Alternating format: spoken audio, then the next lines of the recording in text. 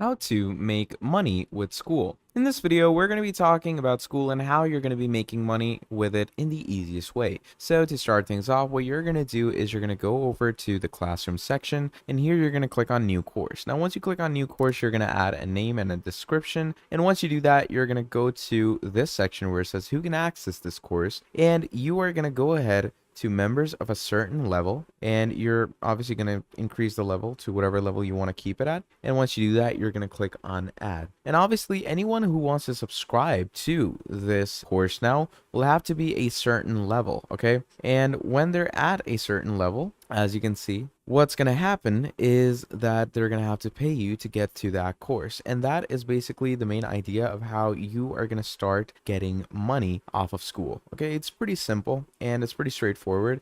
And also make sure that you go to the subscription section, and basically you can add a price to your Skool. Okay, so right now it's free, okay? But if you add a price, you're going to need to connect your bank account, and what that does is it basically acts as a subscription, okay? So yeah, that's the basic idea of how you're going to make money. Thank you for watching, and I'll see all of you next time. Goodbye.